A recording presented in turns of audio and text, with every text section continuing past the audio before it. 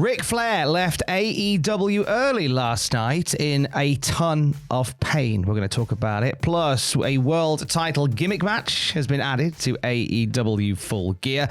And we have the injury report after two very violent blood and guts matches on Dynamite. It's all in the Cultaholic wrestling news right now. So last night was AEW Dynamite Blood and Guts. We had a segment in and around the two double ring cage matches that had Ricky Steamboat squaring up with FTR. Yeah, or rather FTR squaring up to Ricky Steamboat. Yeah, those big, bodacious, well, half of them bald, bully boys. But yeah, Dax Harwood is saying too, Ricky the Dragon Steamboat, you gave me some fantastic advice. It's not about what you make in professional wrestling. It's about what you save in professional wrestling. And because you're here tonight, you old wassock, that means you didn't take your own advice. So, ba-ba-boom, and then they try and nail a pile driver. Brodido come down to make the save. They have a big brawl because, of course, we're building towards a tag team title matchup between those two teams. But there wasn't just news about Ricky Steamboat in terms of legends at the show last night, Thomas. No, because it was advertised ahead of time that Ricky Steamboat would be joined by Ric Flair because, you know, we're in North Kagilagi,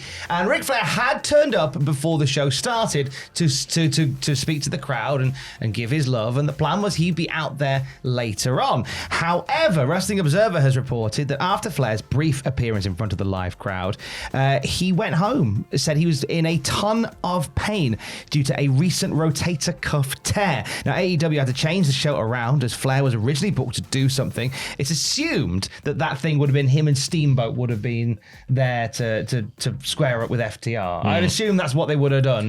So, like how Flair and Steamboat come out, talk about their history, and then do the FTR bit, but with Flair as well. Yeah, Rick taking a couple of kicks and punches, just put him down the mat gently, and then, you know, just kick, I don't know. Just kick it up, man, while he's down. Just kick it all out while he's down. But obviously, we send our best to Ric Flair. We don't quite know that, obviously, the reason behind the rotator cuff tear as of late, but we know that it was enough for him to go, actually, guys, I don't think I could be here. Got to go get it sorted. So we send nothing but our best to Ric Flair today. I'll tell you also, it was there last night, West Side Gun. My goodness me, he's in legal ramifications currently with the WWE for using little snippets of audio from the WWE's own sort of like back catalogue, if you want, little bits, little references to WWE superstars and stuff like that. So he's gone, you know what? I'll piss on your chips. I'm off to the competition. Well, I'm off to the other promotion. The competition? Yes! Let me like my tribal touch. To war we go! They're rubbish!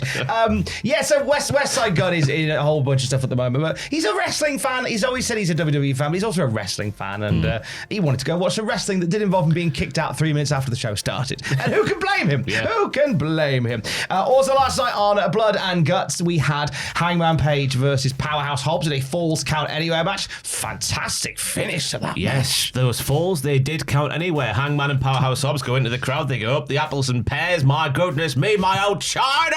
And then Hangman thwacks Hobbs off the ledge. The old Mick Foley mankind bump onto the box that then goes psh, with sparks flying everywhere. Whapadoom, it's dynamite. And then that's how Hangman gets the pin. He goes to celebrate inside the ring, but then something else happens, Tom. Yeah, the Ops turn up to get a bit of a pasting on Hangman Page, and the cage starts coming down. They're going to lock him in the cage with the Ops, but here's Eddie Kingston, and here's Hook to save the day. And Hangman Page is like, whatever you want to be in a cage, let's be in a cage, Let's Joe. go to the zoo. Let's go to the zoo.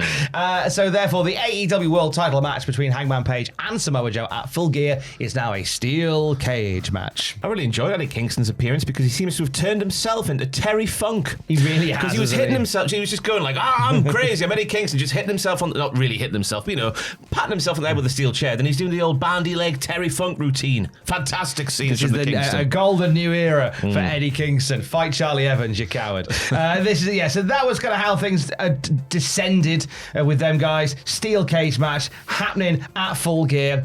Is it to keep the Ops out, or is it because they know I'm going to be at Full Gear and it's to keep me out of the ring? I don't think they're worried about you in the slightest, Tom Campbell. I think they are. You are not a fighter, you are a lover. If you got in that cage, you'd start humping Hangman's leg like a dog. I cannot. Like a dog. I cannot confirm nor deny. Me and Jeff Jarrett, best friends, rush the ring in that cage. We'll get there. I hope they put a lid on the cage, right? If they want to keep, right, these wrestling companies, you want to keep the lads stop them from climbing in, put a roof on the thing, right? Because then they can't get through that. Make it like double layered as well, maybe triple layered, because they might get some bolt cutters or something. Tell you what, have a cage, right? Yeah. Then put another cage over the cage and have dogs around the outside. And then get a structure made of bamboo and wrap that around the outside of the two cages. That's how you'll stop the other lads getting in. And that is how you'll make $1 million. They never learn that lesson, these wrestling companies. It happens time and time again. What are they like? They really need to learn that lesson. Quick update on Buddy Matthews before we get to our final story of the day. He's been off AEW TV since his ankle injury back in Feb. And he took to Instagram to give us a cheeky update. Yeah, he says still very restricted with ankle mobility, but working on it daily. Numbness, is still a factor, but hopefully it subsides in the near future, but still unknown at this time. Swelling depends on the amount of rehab I've done, but the day is easily maintained with icing post. What the hell does that mean? Well, icing after you've done a workout or whatever. Or after a bit of rehab, post is in after. Is that medical speak? Icing post. Well, but I think it's I've just put some ice on it after I finished workout, actually. We've heard the word post. I've heard the racing post. And it's because it's sent after. Yeah, take each day as it comes, he finishes his statement with. Yeah. So he's on the way back. Gutted for it because his injury occurred as he got into the ring to face Okada at Grand Slam in Australia. And I was like, the match hasn't started and you've caught an injury. The word's innocuous, I believe the word is, Tom. Because he hops over the top rope, then he just, as he would do 1,000,000 times a week, probably, as a professional wrestler of his ilk. And obviously the ankle goes in the corner. And yes, it's weird how these injuries sometimes happen in the entrances. You think of Sami Zayn going, "Way!" and his arm just falls off. Another great example of innocuous, which is what I use to see sparrows out of my window.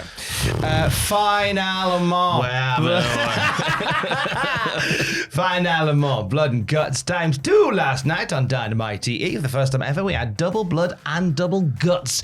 Quadruple guts, if you will. The women's Blood and Guts match early in the night, which saw the team of the Triangle of Madness, Megan Bayne, Marina Shafir, and Mercedes Moné defeat the Babes of Wrath, Toni Storm, Mina Shirakawa, and Chris Statlander. Phenomenal finish to this. Emotional finish to this. Toni Storm ends up surrendering on behalf of her team because Mina Shirakawa is locked in Mother's Milk, which I didn't realise was the name of that finisher move until this morning. So I read Tom's sentence this morning. Mina was placed in Mother's Milk whilst Megan Bayne whipped her with the title belt. And I was like, what the hell have you? This is a dream, Tom. You got into your stash too early, Tom. I was like, no time. That submission hill Marina does where she really goes like that into the tatty bojangles. My goodness, it's called Mother's Milk. And so Megan Bayne's whipping Mina Shirakawa. Toni Storm has to surrender on behalf of her team because Mina can't talk. She's passed out. Marina Shafir. Sorry, I'm getting Mina and Marina Shafir.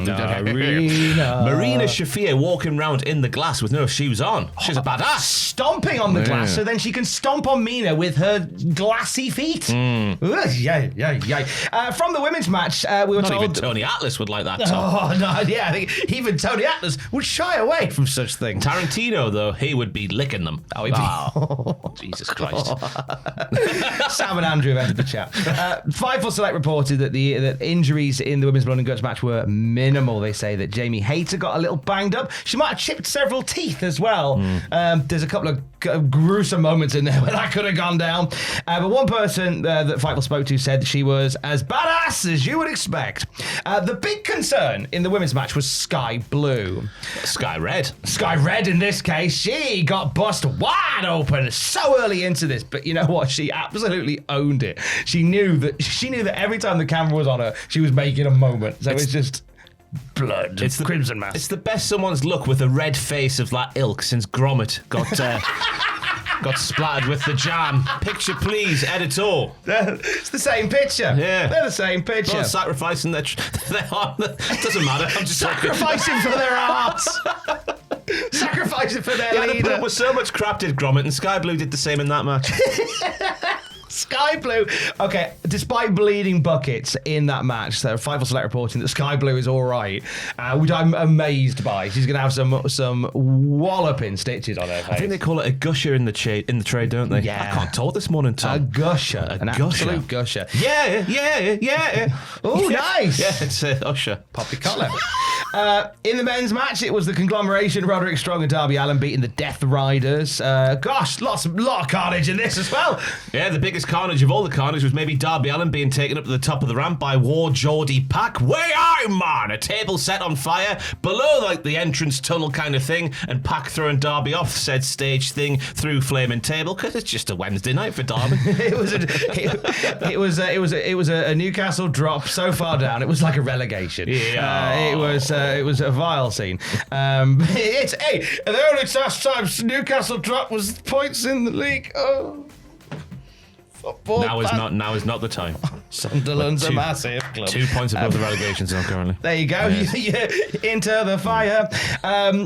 All being considered. So that was in there. Jay Driller on top of the cage. That was nice. And the finish came with Kyle O'Reilly putting that grapevine ankle lock on John Moxley whilst he's face down in the glass. And Moxley taps out again. Because he's on a slow descent and he's going to finally get to the point where his sublings, if you want, lose all faith in their fearless leader, well, once foremost leader. Now he's just a bitch. That's all in on John Moxley. He's a hypocrite. Twice now. Lovely storytelling, I think, on that behalf of John Moxley. Really, really like if that is your thing, if those matches are your vibe, then you're going to have a lovely time if you've not watched Dynamite yet. They are very violent. And then they're just laced with lots of nice little story bits as well. They're surprised to see Kyle get the win, though, for the team. That is interesting, because it's one of them things where, had John Moxley still been AEW World Champion, and Kyle doing that, I'd have gone, they could have pushed Kyle as a main event guy. But obviously, Moxley's no longer the champ, so it's a moot point at this point. It's a moot point. For the very latest wrestling news at any time, you can check out Cultaholic.com, and you can check out our Patreon right now for WTF Moments from Saturday night's main event. Yes, the 27th episode of WTF Moments went live yesterday afternoon, which is Saturday night's main event, which happened a couple of weeks ago, but I was ill, so it took a little bit longer to do than normal. You had to keep stopping to do big flops. But it's there for you right now at patreon.com/Cultaholic. I did the intro and the outro the wrong way around. For the very latest wrestling news at any time, you can check out Cultaholic.com. Stay safe. Love you, bye. Nice.